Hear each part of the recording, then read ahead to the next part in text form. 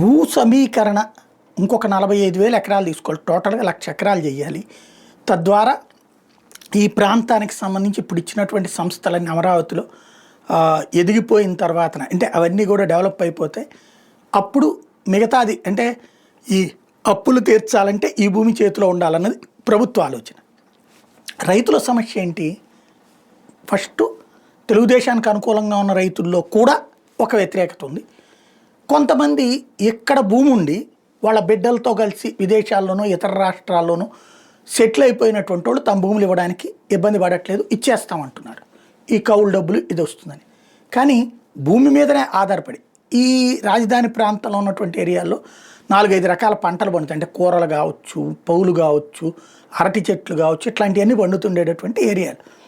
ఇలాంటి చోట్లన దాని మీదనే ఆధారపడి రైతు కుటుంబం బతుకుతూ ఉంటుంది. అంటే రైతు భార్య, రైతు పిల్లలు ఒకళ్ళ 2-3 బ్రతుకుతూ ఉంటారు. వాళ్ళ అమ్మా నాన్నలు అంటే ఒక 3-4 మినిమం, 6-7 మ్యాక్సిమం. వీళ్ళు దీని మీదన ఏడాదికి వచ్చేటప్పటికి కనీసం ఓ 3-4 లక్షలు సంపాదించుకుంటారు. అసలు వాళ్ళ జీవితం గడిచిపోతుంది దాని మీదన. ఇప్పుడు ప్రభుత్వం ఏమంటోంది, ఆ భూమి నాకు ఇచ్చేసి ఏడాదికి ఓ 30,000 కౌలు ఇస్తాను, నీకు ఓ 1000 గజాలు 1,200 గజాలు స్థలం ఇస్తాను డొమెస్టిక్, అది ఇల్లు కట్టుకోవడానికి వీలుగా, ఇంకొక 200 గజాలు కమర్షియల్ ఇస్తాను, అవి మీరు అమ్ముకుంటే రేపు పొద్దున లేదా అది ఏ డెవలప్మెంట్కి ఇచ్చుకుంటే మీకు డబ్బులు వస్తుంది అంటుంది. అది క్రిందటిసారి ఇప్పటికీ పూర్తిగా ఆ ఫ్లాట్లు ఇవ్వడం. ఇంకోటి ఏంటి, తన పొలానికి బదులుగా ఎక్కడో ఇచ్చేటటువంటిది ఎక్కడో కూడా క్లారిటీ లేదు. సమస్య ఎక్కడ వస్తుంది, ఇవాళకి ఇవాళ తన నడి రోడ్డు మీద నుంచోవాలి. ఇవాళకి ఇవాళ ఈ గవర్నమెంట్ ఇచ్చే 30,000తో నెలకు 1,500-2,000 రూపాయలు లెక్కేసుకోవాలి.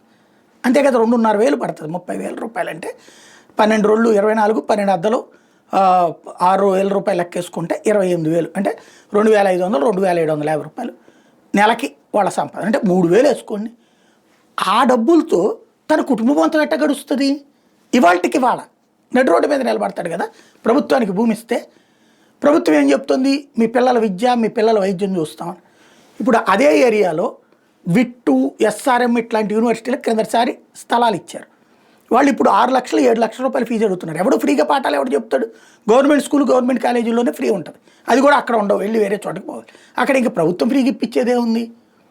ఇప్పటికిప్పుడు వాళ్ళ ఉపాధి కోల్పోతారు, బ్రతకడం కోల్పోతారు, తిండికి కోల్పోతారు. కాబట్టి వాళ్ళు ఇప్పుడు అదే అడుగుతున్నారు.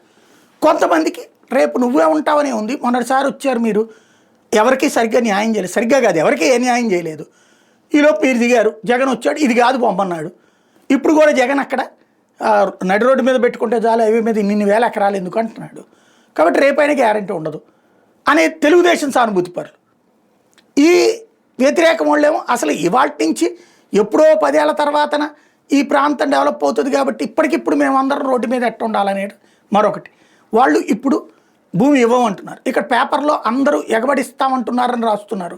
ఈ షరతులు అనేది కింద రాసుకొస్తున్నారు. ఇక పబ్లిక్కి విరక్తి పుట్టినట్టుంది. తాజాగా తాడికొండ మండలం హలోపొన్నేకల్లు గ్రామంలో భూ సమీకరణ సభని మూకమ్మడిగా రైతులు అడ్డుకున్నారు. పార్టీలకు అత్యధికంగా మేము భూములు ఇచ్చేందుకు ఒప్పుకోమంటూ సభ జరగనివ్వడం చెప్పడంతో అక్కడికి వచ్చినటువంటి ఎమ్మెల్యే వెనుతిరిగినటువంటి సంఘటన. అయితే దీన్ని ఏమంటారంటే అది వైసీపీ వాళ్ళు చేయించారు, లేకపోతే వైసీపీ వ్యతిరేకులు ఉన్నారు అందులో అన్నటువంటి వీళ్ళు సహజంగా మాట్లాడతారు. అక్కడ గొడవ చూస్తే అర్థమవుతుంది ఏం జరిగిందని.